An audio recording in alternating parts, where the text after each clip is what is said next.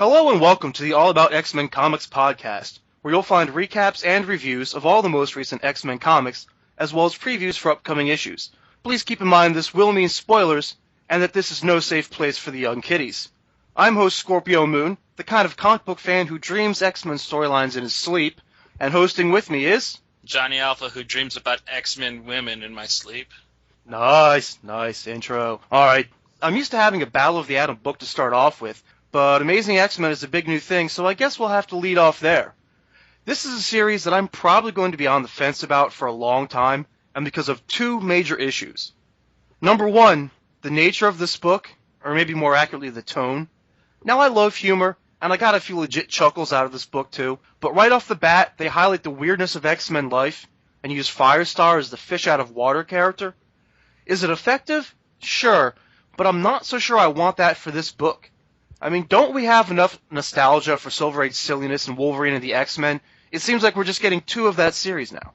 Yeah, for real. I mean, I know that Bendis has his two hard-hitting books, and they're both now about Xavier's school. I guess he wants to try to keep this kind of retard tone at the Jean Grey school, but he's really not doing it any favors, man. This book was beyond silly, in my opinion. It bordered on just mindless, idiotic. Yeah, I mean, I'm fingers crossed that that's just for the intro as they introduce you to the idea of the Jean Grey school. But yeah, I'm pretty worried that if that's what we get out of this series, and it's just another comic of Wolverine and the X-Men, that it's going to be incredibly disappointing.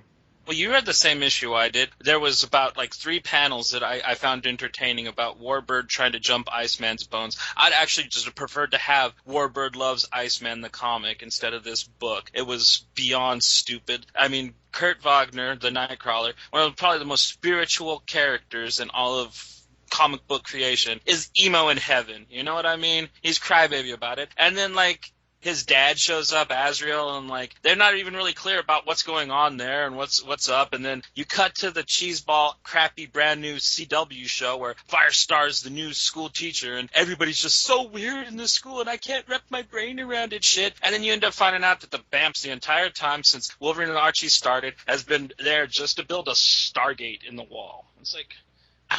I'm at a loss for words about how just this series ends. So fucking Wolverine and North Star end up in heaven being attacked by a fucking pirate ship. Is this Nickelodeon? I mean, am I watching Adventure Time or am I trying to read a fucking X-Men comic here?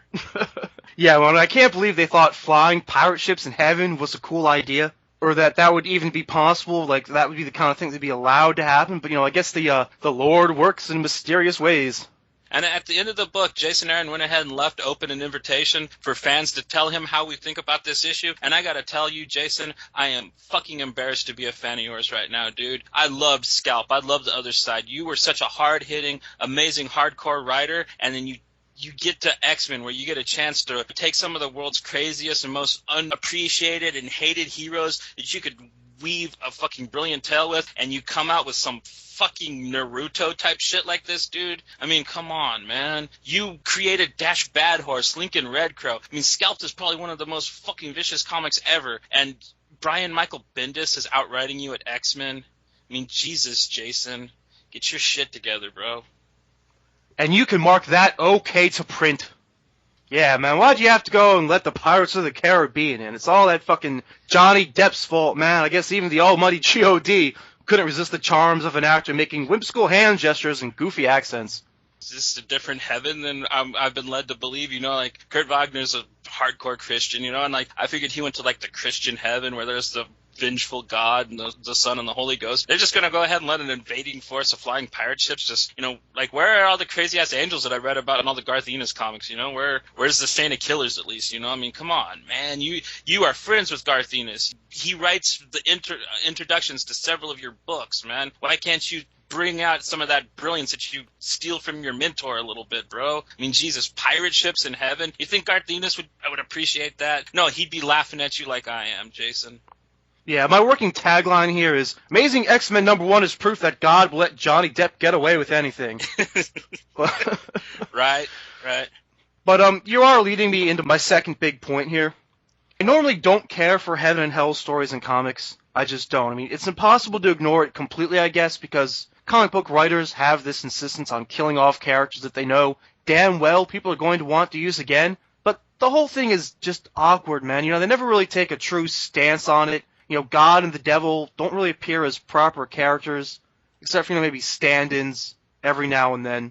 Like, heaven and hell are just kind of planes of existence. Using them, I think, still kind of lends a little credence, like, or support of Judeo-Christian beliefs. But it also, just in general, it seems kind of unfair that anyone should have to die in a world with so much sci-fi and fantasy that the afterlives are now just planes of existence that can be crossed in either almost direction at will. Yeah, with the Stargate that's made out of coffee pots and shit they stole from Wolverine's bedroom. I mean, come on, man. And, yeah, that's another thing I was going to get to. I mean, the great Claremont himself, when he decided to resurrect Psylocke in his last run of X-Men, did he go pull enough crappy heaven shit? No, dude. Colossus and then Psylocke just appeared, you know, and they ran some tests, they made sure it was her, and then, you know, that was it. There was no excuse, you know, just Psylocke's back. Yeah, we got titties. They didn't need to, like, fight pirates in heaven to get fucking hot Psylocke back. And it's like, I'm to believe that Nightcrawler's not even in heaven at this moment. He jumped off of heaven, like Nicolas Cage in that shitty Meg Ryan movie, I guess.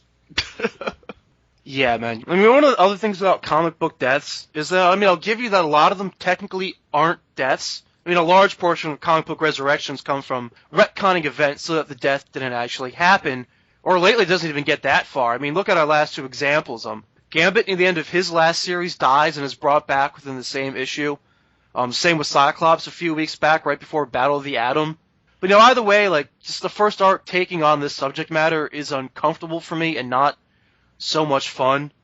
To run this down real quick, and it starts off with, you know, one of your best points that I haven't addressed yet. You know, so, okay, Nightcrawler died fighting Bastion back in X-Force, and now he's in heaven. But for such a religious character, he couldn't seem more bored with it. You know, he's not communing with God or doing any, you know, religious-y heaven stuff. He's just sitting around alone most of the time. You know, it's like he's sitting on the edge of the pool but won't jump in. Yeah, and I didn't get what they were going with that. I've never known Nightcrawler to be like a pouty little emo guy. So it really was just a bad effort all around, in my opinion. I mean, I guess what they wanted us to get from it was that he's not ready to pass on. You know, he wants another X-Men adventure or whatever. I mean, for the character, I mean, I think I would just call that bad characterization because I'm not buying it. You know, I guess they want to focus on the swashbuckling or whatever. So he hears a cry for help, and he's delighted to jump into action against his evil dad Azazel and his little gang who are supposedly, I mean, they're invading heaven.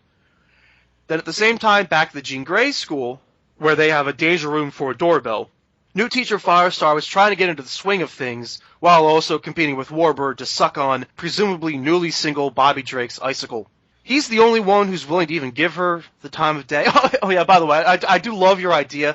I love your idea about just doing, like, the Real Housewives of the new X-Mansion and making it about everyone trying to hook up with Bobby. Like, make that a mini-series or something. Yeah, So well, I mean, get this comic.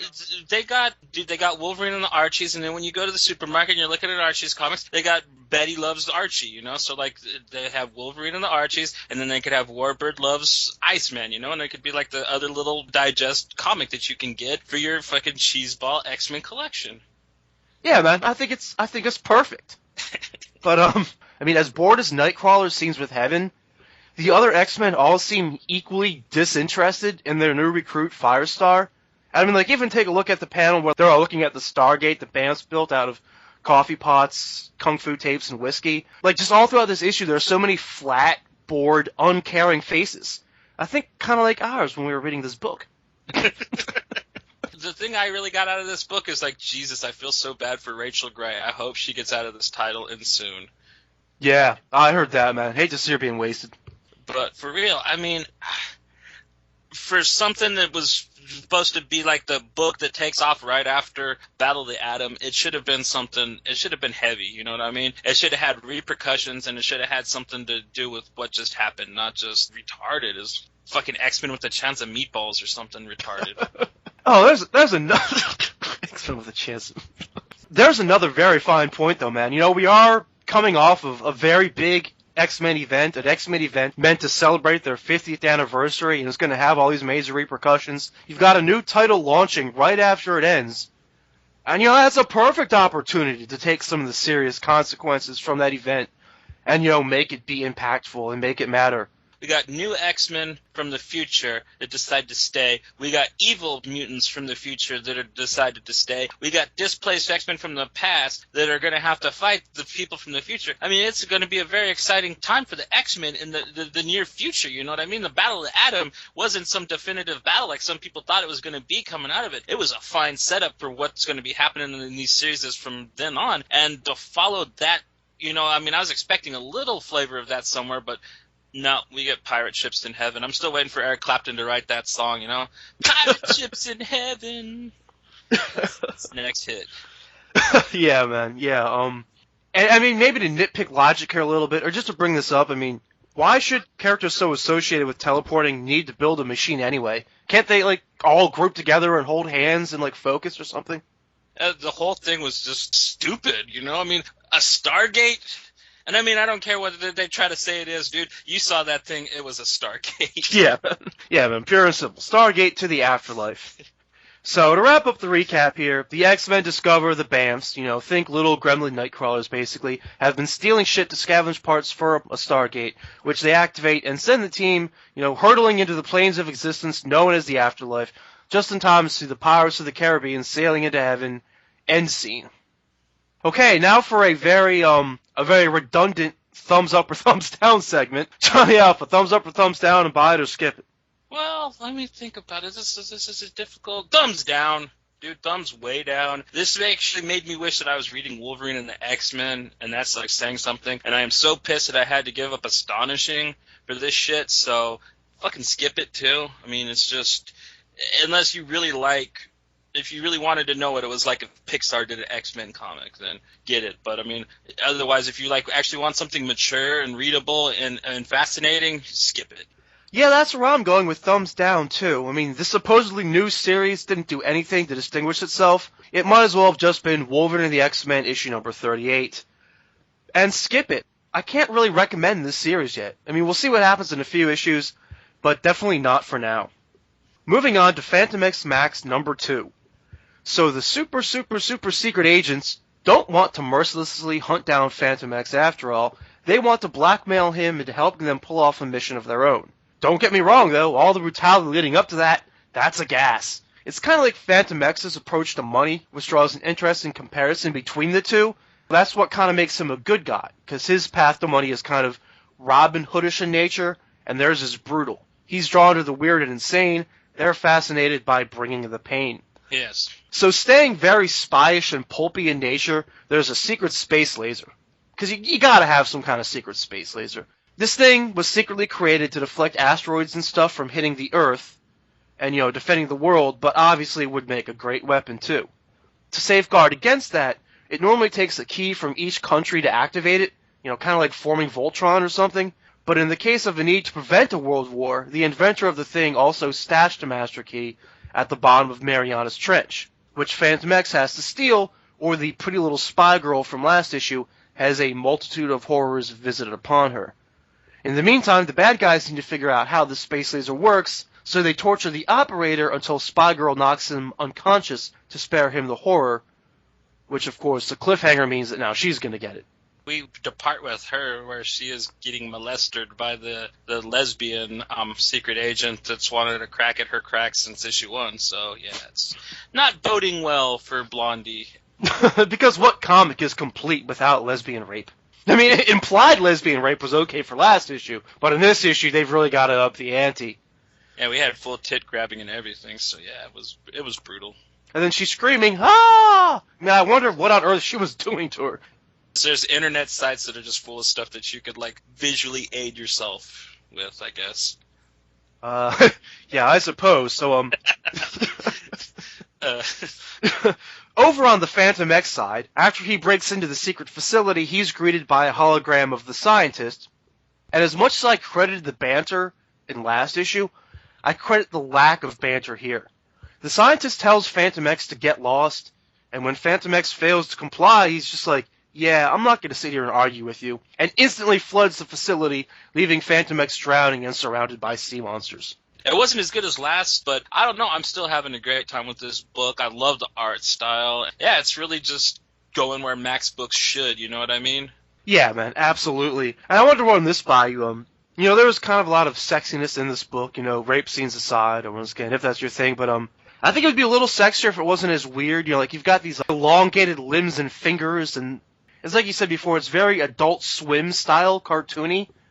I mean, maybe lesbian rape and grudge fucking call for a slightly less than traditional style, and it does fit the book in general perfectly. I suppose putting it like that, I completely do see your point. And that scene, it really just kind of, I mean, I usually kind of like lesbians, but yeah, this has got me kind of cringing. I'm genuinely worried about secret agents' well-being, because this girl hangs out with a guy that can punch people's heads off. So Lord only knows what kind of crazy sex shit she can do. And I guess we'll find out, because this is a Max book, and it's the only place in Marvel where you will find things like that out. It's more like Takashi Miike movies, it's like Ichi the Killer, It's really black and dark humor and stuff. But I mean, if you have a really good sense of humor, and you can be accepted to the more morbid gallows humor, you'll have a kick out of it. Yeah. Thumbs up or thumbs down, and buy it or skip it. I'm gonna go thumbs up. I had a lot of fun with it. It was probably my second favorite book that I read this week. But I'm going to go ahead and say, man, if you're not buying this already, get the trade when it comes out. It's going to be a nice little 4-issue read, Nice little book, probably cost you $12. I'll go thumbs up. I mean, it didn't blow me away as hard as last issue, but I still liked it more than the mainstream book this week. So, I mean, I will go with buy it. I mean, yeah, I'll say buy. I mean, if anything, just to pick it apart for all the fun sci-fi references and, maybe revisit some of those things. Also making the X list this week is Longshot Saves the Marvel Universe #1. I love how we went out of our way during the last podcast to justify how Longshot fits into the X-Men universe, and then throughout this issue they go out of their way to describe how he's technically not a mutant. I mean, not by our world's rules anyway. He came out during the 90s. They were scraping the bottom of the barrel with coming up with new X-Men, so they created these hyperdimensional guys like him and Shatterstar, and they threw them in these books, and I don't care what they try to say. These guys have been in X-Force and X-Factor, you know what I mean? Those are the comics that they're known from, so they're X-Men, they're mutants, End of story, in my opinion. Yeah, I think it was just about reintroducing the character to people. They do make a lot of references to how some people think that he is, a mutant or whatever, and I mean, to me, he's still obviously, he's got X written all over him. But I mean, hey, worst case scenario, it's only a miniseries anyway, so we're not talking about it for that long. The question, though, to me is, do you want it to stay that way, or does this make you want more? I think this issue is kind of refreshing and kind of irritating at the same time. I mean, when you're going to embrace the goofiness of your universe, and we did just give, Amazing X-Men a lot of shit for this, I mean, it's good to be matter-of-fact, but the way he goes around saying, "Hi, I'm Longshot, I have magic powers," also kind of makes him sound like a 12-year-old, which just makes it feel like you're reading something stupid. Well, I think that this book was taken with a grain of sand, At least I knew going into it that it was going to be a whimsical tale, because anything that says saves or kills the Marvel whatever, it's just going to be a silly book, There's no way that you're going to be able to take it seriously. The only thing that bummed me out about this is he cut off his mullet. If they were going to make the book this funny, he should still be rocking the mullet, man. They do away with the mullet, Longshot is more or less minding his own business. He just wants to get a haircut and some tacos. His hairstylist is probably very disappointed that he's into tacos, if you know what I mean. So, Right. But he does give him a free haircut because he's hot. So there is that. You're missing some of the funniest stuff. The banter between Tony Stark and Reed Richards in this book was really funny. That was actually my favorite part. I like those two better than anything that Longshot did. Especially when Tony Stark's explaining the theory of jokes to Reed Richards. That was hysterical. The scientific theory of jokes, yeah. Seeing them two be a little more cartoony was very fun. I got a kick out of their kind of side story, too, before it eventually came into the main one. So no more mullet, but at least Longshot has a ridiculous haircut and some ridiculous sideburns, because otherwise, with the one glowing eye, it might be easy to mistake him for Nate Gray. And this series is supposed to be all about introducing Longshot to the uninitiated, not for the confusing people. Anyway, as promised, a mysterious figure is out and about killing people who are lucky. Although for some, it doesn't even seem like they really have a power. I mean, some of them might, but I think for some people this killer just wants to be the black fly in their Chardonnay. The book starts out, some poor old dude wins the lottery ticket, man. And he just shows up and zaps him, man, kills poor old dude, you know? And he's just like, he shows no remorse. He's just, oh, man, you're not the guy I wanted to kill. You know, he was like bummed out about killing the guy, but for the wrong reason. It was kind of like very malevolent. And the bad guy has a cool look. He's got the whole half white, half black thing going on. He's rocking it pretty well. Yeah, man, yeah, like you literally have someone who wins the lottery and dies the next day, or dies the next panel, or whatever. I mean, I really just kept thinking of Alanis Morissette throughout this whole comic. Even despite the lame Daft Punk reference, the way the In-Betweener would kill someone right after they had a lucky thing. And I mean, that's the villain, by the way, the In-Betweener. In case anyone or that spoiled for him. He's kind of one of those cosmic kind of guys. Like, he was created to be the balance in the universe, you know, between like two opposing forces. That's why you see like he's got kind of one of those half masks where it's like, you know, half one color, half another. So he usually like fights like Adam the Warlock kind of guys and stuff. Yeah, shit like that. Like he'd be involved with the cosmic people. And I mean, he's also got this thing where, you know, he basically kills people in a touch. It's all about that duality and bringing things to balance. So, I mean, I guess his idea is he's taking out people with luck because, you know, it's like throwing things too far in one direction. Yeah. Or maybe it's too chaotic or not chaotic enough or something like that. Anyway, by the time he catches up with Longshot, the story intersects with Tony Stark and Reed Richards, who are trying to hide a cosmic cube, and then a new S.H.I.E.L.D. task force that's targeting anyone with magical abilities in a very superhero registrationist kind of way, and that is also apparently authorized to use lethal force on anyone who so much as put their hands up too late, also shows up. The cosmic cube got unleashed, and something happened between him and the In-Betweener, and then the book reset itself. He was back getting his hair cut and thinking about tacos again, so it's almost like we got to rewind somewhere, and I wish they'd explained that a little better. I think we're going to just get a big batch of that in issue 2. It really explains these different versions of S.H.I.E.L.D. guys. Because I don't think that he's actually in the 616 right now, you know what I mean? It seems like he got blasted somewhere else with the Cosmic Cube, and he's reliving the same scenario over again, is how it seemed to me the last couple pages of the book. Very powerful forces all being mashed together here. A Cosmic Cube can literally, you know, like reset reality, warp reality. You know, it's almost near limitless what you can do with it. I mean, there's also the idea that part of Longshot's power is like, you know, he can touch something, like all of a sudden get all this history from it. So the comic could have been like a flash forward, too, of him seeing what might happen or what did happen based on touching something. Yeah, I mean, it's definitely playing with paradoxes with this. So, I mean, it's really fun, and it's more clever than I thought it was going to be, because I thought it was going to be in the vein of, say, like the Deadpool books that have been coming out. Those are fun, but, I mean, they're mindless, you know what I mean? This one has put something together, and it's actually jiving with me pretty well. There's a lot more story to go with the silly here. So on that note, thumbs up or thumbs down, and buy it or skip it. I'm going to go thumbs up, man. I really had a good time with this book. I liked the play with Reed Richards and Tony Stark. And Longshot, yeah, like you said, he was kind of a doofus and kind of juvenile, but I don't know, it was fun reading him. I really liked the chick and her mad scientist dad he runs into in it, so I'm going to say buy it, too. I mean, it's a solid, fun read. If you're actually just looking for something that's enjoyable to read, then get this. I guess I'll go thumbs up.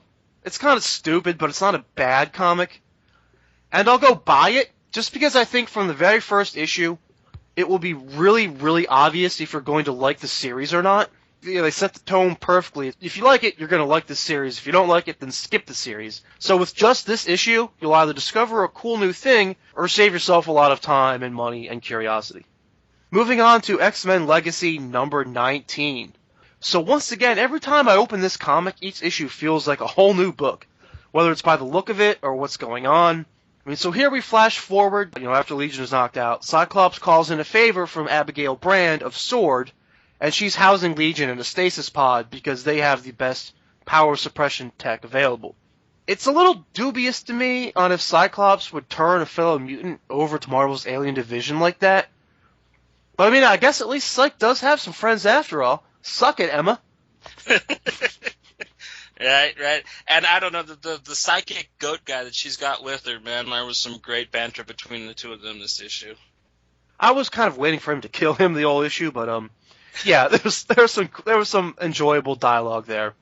In the meantime, and you know, forgive me if I'm not pronouncing this right, but Arcus the Etheric has swung by, and he's tasked himself with taking out the psychic entity released by the mind bomb that broke Legion's fragile hold on his personalities. Now, why Brand doesn't call Psyche and be like, hey, by the way, your bomb unleashed a monster, is kind of beyond me, because it seems like the type of thing he'd want to take some responsibility for. But at the same time, Brand seems a bit sadistic here. She's happy to let Arcus try out his new weapon against Legion, figuring if it kills Legion, it can kill his escaped personality. Throughout the issue, they string along two mysteries. One is the exact nature of Legion's escaped personality, the other the exact nature of the weapon meant to kill it. They kind of poke fun at, or at least toy with, a bit of Marvel history here, suggesting the personality could be a Mudrai, or Legion's version of Onslaught. And I mean, admittedly, those are ideas that Spurrier could have easily gone with, but he kind of leaves us to ponder that one, preferring to drop the cliffhanger that Arcus's weapon is a phoenix. It's totally cheating. I mean, the whole idea of the phoenix is that, it dies and is reborn, but this guy kind of picked up the leftover, or something, or I'm not sure exactly on the metaphysics here. But yeah, he's got a Phoenix-powered weapon, exactly. And I thought that they found a nice, cool way to really just make this book its own again, you know what I mean? And they took it to the cosmic level, which is cool, because I like that Spurrier is taking this to all the realms of Marvel. He's not just leaving this in the X-Men's usual circle. He's been taking this book to every corner of Marvel that he can, and I think it's very interesting. I really like that Abigail Brand is in this, and they're using sword instead of just shield like everybody does. It's been a while since I've seen sword in a comic, so I had a lot of fun with this, and I really like the art style and everything, so this book was fucking epic, in my opinion. Yeah, I think they do try and do a little more here. One of the other ideas they bring up is that of, a being of energy, Legion's escaped personality, found that just wreaking havoc with a few possessions was too small, so it spread itself all over the world, influencing people to give into violence, basically becoming hatred personified, through wars, through tribal genocides, ethnic cleansing, religious intolerance, all the kind of things that superheroes can't just punch in the face, problems that superheroes can't or don't typically solve. And that way I think it almost kind of borders on non-traditional superhero storytelling with the way that he plays with those ideas, or at least exposes them. That's a safe assumption to make with what Spurrier's been doing with this book. So do you want to go thumbs up or thumbs down and buy it or skip it? I'm going to go thumbs up. I just really like this book. I really like what they're trying to do with it. I like that it's going beyond the normal X titles, and I really enjoyed Blindfolded and how genuinely worried she was for Legion in this book. It was just a seminal issue for me. But I'm going to go ahead and just say get the trade. This book is really weird, and I don't know if you'll like it or not. And we're in the middle of a story arc, so it's not a jump-on point. So, the trade.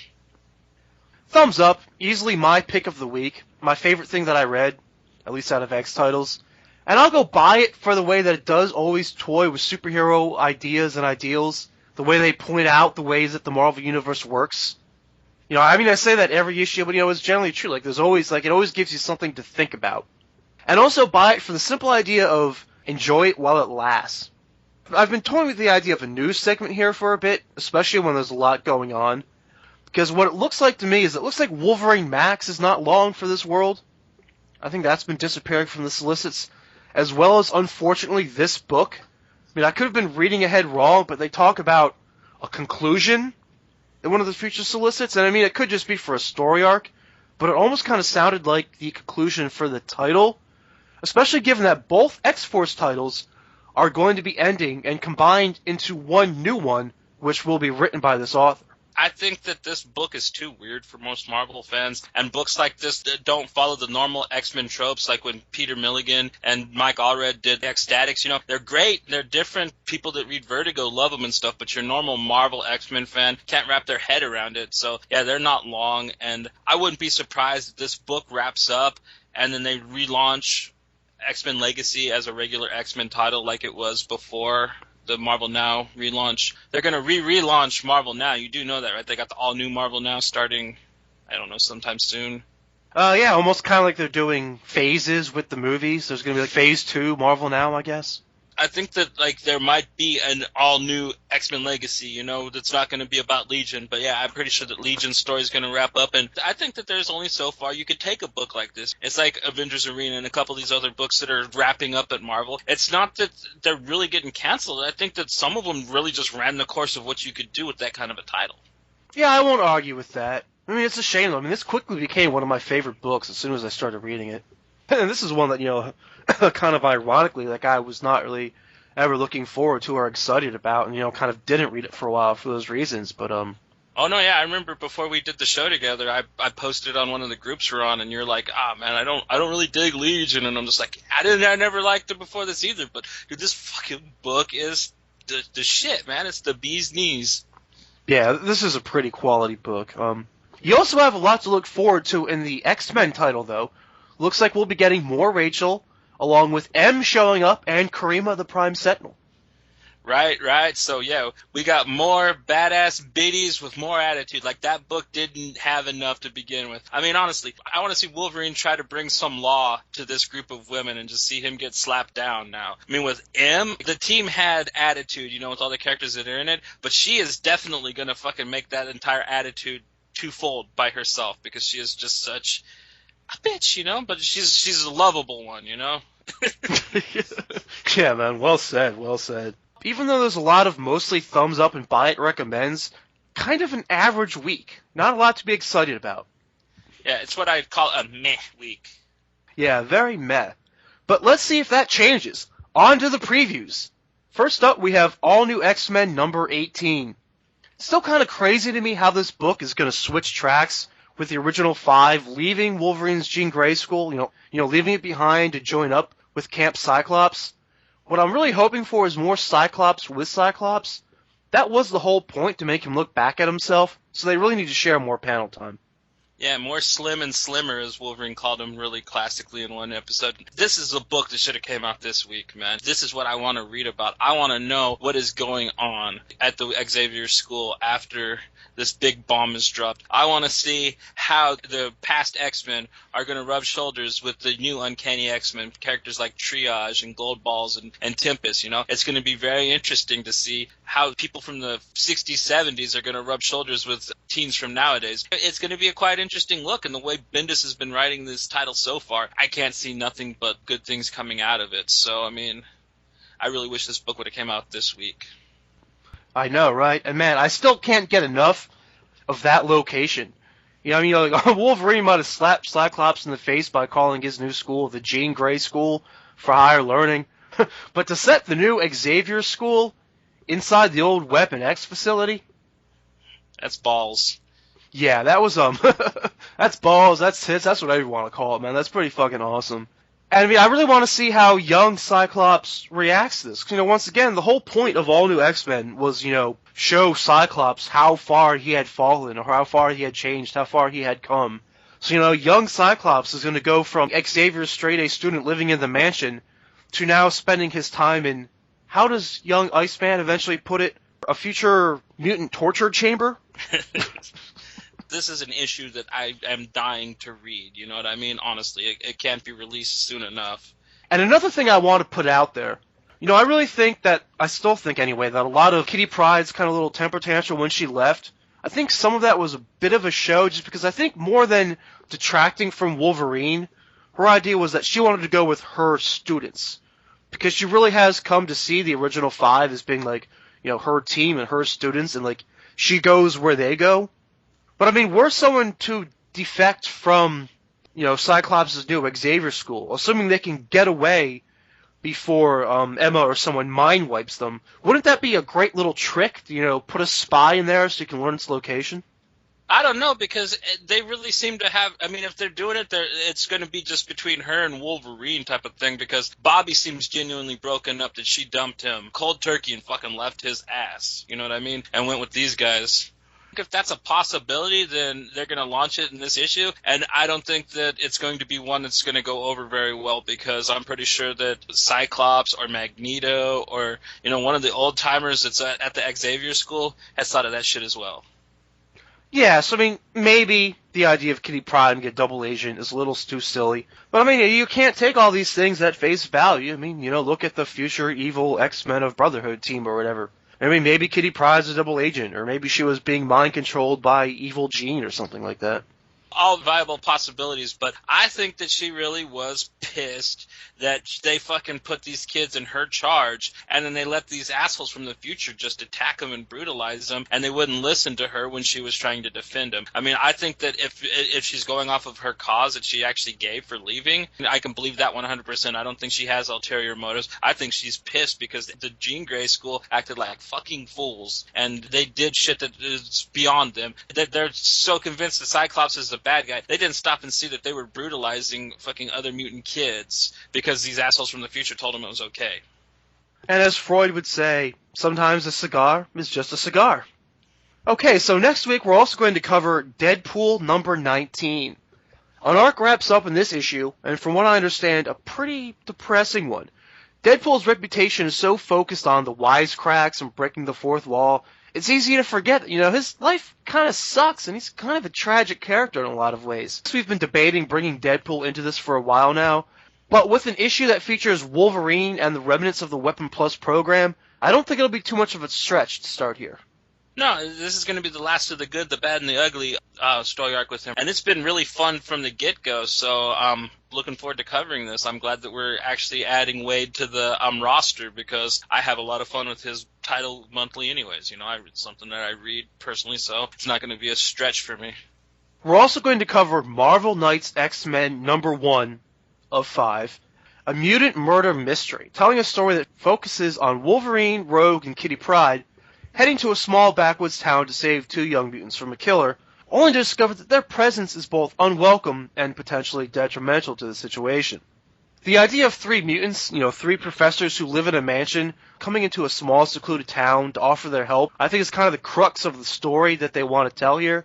It's almost kind of like a haves and a have-nots. It's like, who are you, rich-ass mutants to come here and try and tell us how to do whatever. But, whatever angle they decide to focus on with it, I mean, call me crazy, but fuck Amazing X-Men. This is the comic I've been waiting for. You've got Wolverine and the mutants on his side doing X-Men-y stuff, going on X-Men adventures, leave the school behind, leave the romance in the bedroom, and hold the...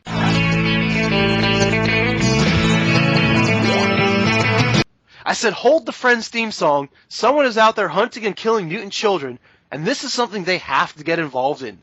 I love seeing some good old classic Wolverine emotional anger. Kitty can stay home with Beast and be logical and play connect the dots with the evidence if she wants to, but he sees this shit for what it is, running off an instinct, going to be a man of action. Well put. I've been really excited that they're relaunching the whole Marvel Knights line anyways. It's a nice little midpoint between normal Marvel and Max, so it's got a bit of more of an adult theme to it, but it's not quite crude. And I'm really enjoying the Marvel Knights Spider-Man foreshot that Matt Kint's been doing. So if this X-Men book's going to be any near to how good that book is, then I can't wait to read it. We're also going to get Savage Wolverine number 11. Damn, man, I wish this one was going to be longer. Because apparently this is the last issue of Jock's story. And that's only enough time for, one twist, right? And if that's that the planet is Earth, then they spoiled that from the very beginning. Right. Yeah, I mean, I didn't think that this was going to run too long, but I thought 6 issues at least. It's only going to be a 3-year? Man, that's crazy. It's kind of disappointing, man. Not going to lie. And remember how I told you that Jock would have been writing this as kind of a father and son tale? Maybe somewhat inspired by, him and his son, writing them like a metaphorical fun little thing. That might play out in an interesting way too here. I really like this arc. I like the art. I'm having fun with it. I mean, I'm pretty sure that it's going to be a good 3-issue. I mean, there's been good 3-issue Wolverine series. It's one of my favorites. Logan by Brian K. Vaughan and Eduardo Rizzo. Great book. 3 issues, they told a great story in that. I mean, it is possible, so I really hope that this one comes out like that. Also coming out is Wolverine number 11. Yeah, all right. Hey, hold on, though, man. Hold on. We were promised by the, almighty solicits a very stunning last page. I mean, yeah. Take that for what it's worth. Thank you, jackass solicit writers. I mean, especially when we're facing the specter of Mystique, Lord Deathstrike, and shitty new Silver Samurai as our villains at the end of the level here. And the 13 ninjas. I mean, I would assume eventually Sabretooth, too. But, you point off that little cadre of ninjas that we're going to face. And technically, the whole idea, you can't write them off, right? That's supposed to be the whole point, is that now any fight is a dangerous one. whether it's a goofy, D-list villain or even a nameless ninja. I mean, these ninjas will have, like, cute little temporary names, like, on the anatomical parts of a hand. Like, there's the thumb and the middle finger or something like that. I mean, so hangnail. Wolverine versus the hangnail. The hand's most deadliest assassin. But yeah, I don't know, man. Like, I'm so hard on this book when I read it, and then the week after it, I get a Wolverine Max, and I'm just like, why was I so mean to that Wolverine book? I'd have rather read that again. So I'll give it a decent shake. But I mean, as far as like actually like awesome Wolverine shit goes, this book is falling way short, man. Way, way short. Well, I'm just hoping there's at least a well-written action scene here. That's my it for the issue. Well, he's gonna have to pop his claws through all the pain, dude. Like, he's gonna somehow win, dude. Wolverine's gonna lose. What, dude? I don't believe that the next time I see Superman lose in a comic. I wouldn't be mad at a Berserker Rage, I guess. Yeah, but I mean, it'd probably take a lot out of him. You know what I mean? You probably need a 5-hour energy to get one of those going in his current state.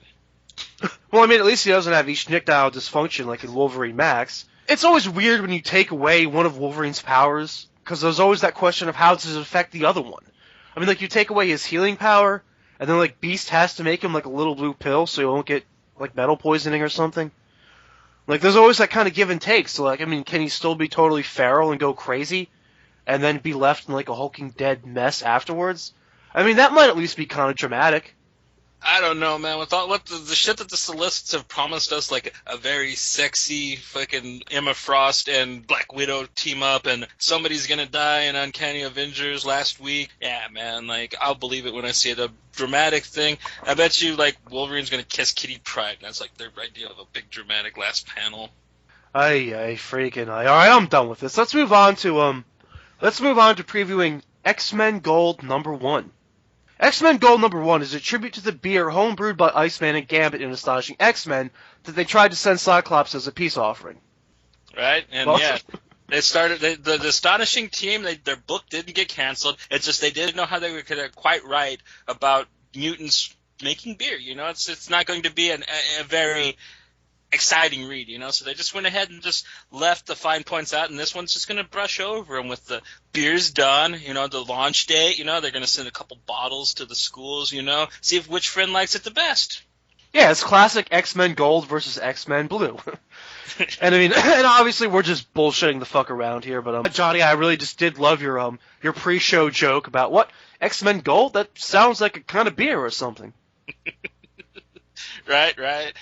But no, I mean, after looking at the preview pages, I think I'm kind of sold on this. I mean, at first it sounds like it's just one of your obvious things. This is meant to be another one of those, 50-year anniversary celebrations. So they make an oversized, overpriced issue. They bring in big X-Men names like Chris Claremont, Bob McLeod, Stan Lee, Len Wein, George Melonia, Fabian Nicesia, Salvador LaRocca, like Roy Thomas, like Pat Off, like just all these fucking names. Like, we're in all these people, like, and it's gonna be a big X-Men anthology kind of book, collecting some new stories, written by all these big names, and they take place, all over, different years of X-Men history. They're all supposed to be considered technically in canon, but I mean, I think it's gonna be a lot of fun. There's this one part, Wolverine does his own version of the Xavier protocols, because he's like tactical like that, and that's how he thinks. Based off the preview pages, like, that looks like worth the price of admission alone. Speaking of, you'll see Xavier and Magneto together, and, a whole ton of, like, really nostalgic X-Men kind of stuff. Gold, it's the gold anniversary. It's 50 years, so it's properly named. And I don't know, it sounds like something that with the names they got, it should be well worth the look. So that's the last thing to look forward to in our previews. Why don't we go ahead and spike the punch this week? Yeah, man, let's spike it up. Oh, yeah! Spiking the Punch is a segment where Johnny and I each recommend one non-X-Men related title to spike up your weekly reading. Johnny Alpha, do you want to lead us off with your choice? Yes, my choice is from Icon Comics. It is the new Painkiller Jane, issue 1 of 4. I've loved this comic since it was first released in the 90s by Jimmy Palmiotti and subsequently by Dynamite Entertainment. And I'm so glad that, like, he's found a place where he can, like, do it and have good artists, you know what I mean, and have it be put out by friends of his. Basically, she is to be babysitting an Arab princess. It's coming to town, and it's supposed to just be like a cakewalk, you know what I mean? She's just supposed to, like, make sure this girl's okay. She's a little late because she went to the wrong terminal in the airport, and by the time she gets to where she's supposed to be, there's already hit squads, and there's a predator drone shooting rockets at the chick. So she's trying to climb the fence to get to him, and the princess's limo actually smashes into the fence, and she gets entangled in barbed wire, which exposes her boob. So she's like fighting these assassins with the titty hanging out, just back it.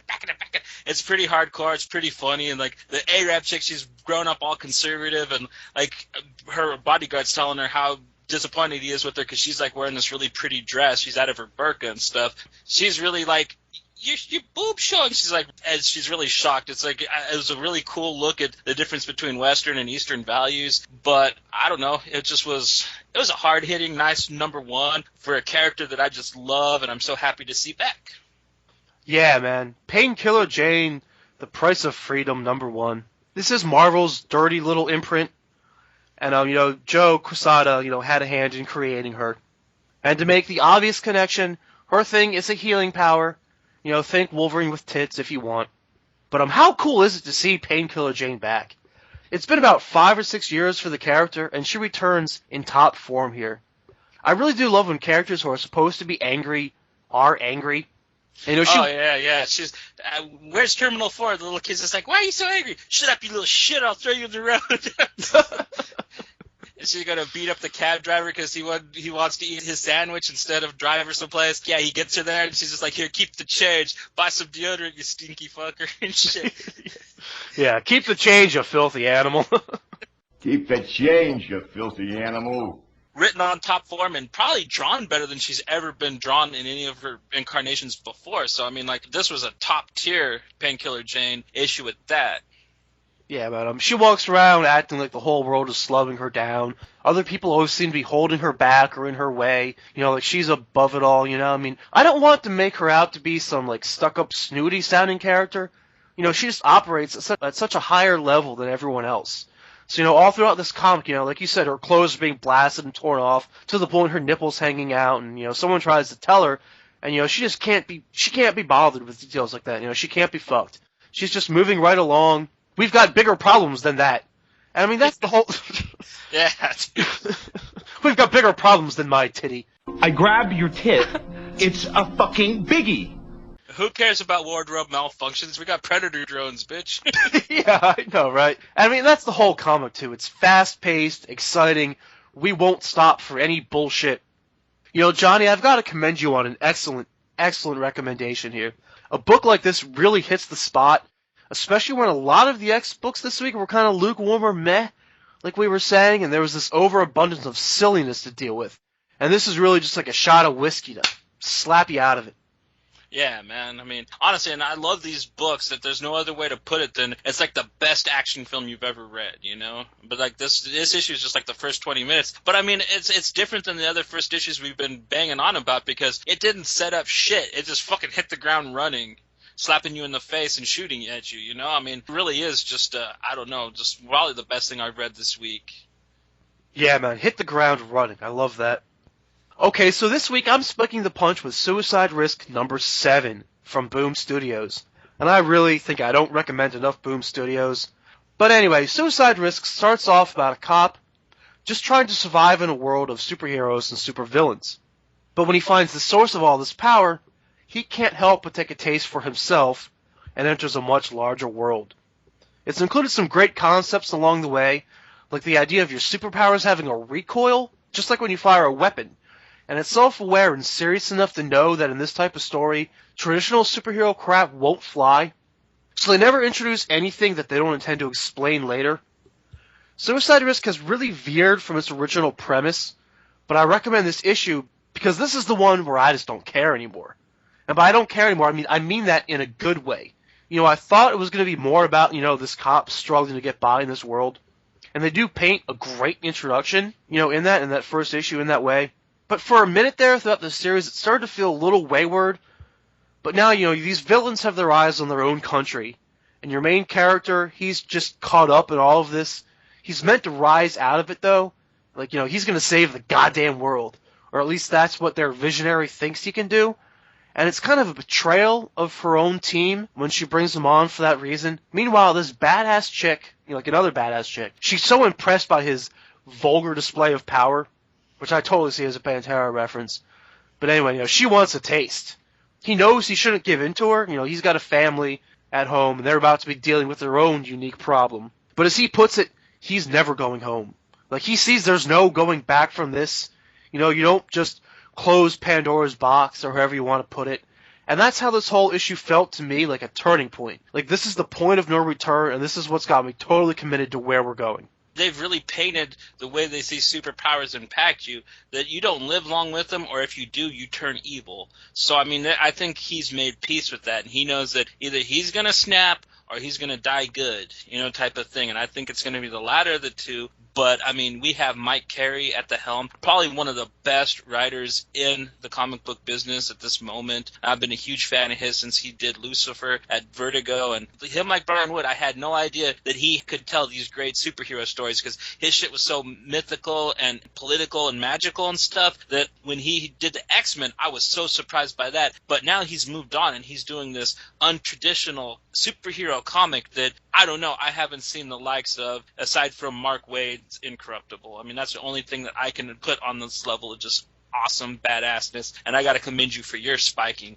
Suicide Risk all the way, man. Beautiful book. And this is one that I've kind of been trade waiting on, too. And then you kind of remind me, like, hey, Squirt, by the way, like, the first trade of this is out. And immediately after reading it, like, it was one of those things where I couldn't fucking put it down. And I'm definitely not trade waiting on this one anymore. Oh, yeah. Well, I actually, it passed over me. I'd never heard of it. I was at my comic book shop. I was just browsing around, and I looked, Mike Carey, Boom Studios, huh? $10, I'll get it. I didn't even read what it was about or nothing. Got it home, got the first couple pages into it, and, dude, I was just like, fuck yeah, dude. I'm sad that Incorruptible's gone, but I got a replacement finally, Yes! Yeah, man, this one just might end up being right up there. Okay, so to close out the show, we're going to do Sex with a Capital X, the sexiest moment of the week. Oh, my. Once again, Johnny Alpha, do you want to lead us off? Yeah, and you're going to be disappointed by mine because I'm as disappointed as it too, but it is from Amazing X-Men #1. It's when Warbird tells Firestar that fucking Bobby Drake is hers, bitch, you stay away. That's as close as we got to sexy this entire week, in my opinion. Not too bad, man, not too bad. I was almost going to pick Storm's cleavage from that issue out as my sexiest moment of the week. Just because, once again, they really have... I picked Storm already before. But, once again, I think they really have, made an effort to kind of sexify up Storm a little bit. That new suit? Yeah, hell yeah, man. That suit cuts way low, man. Yeah. Long gone are the days of, the all-white costume with the cloak and all that shit. Oh, yeah, the coverall from the cartoon, yeah, the silver thing, that was so awful, so unflattering. I was like, what is she, Tina Turner? Man, fucking dress her sexy, for fuck's sake. What is she, Tina Turner?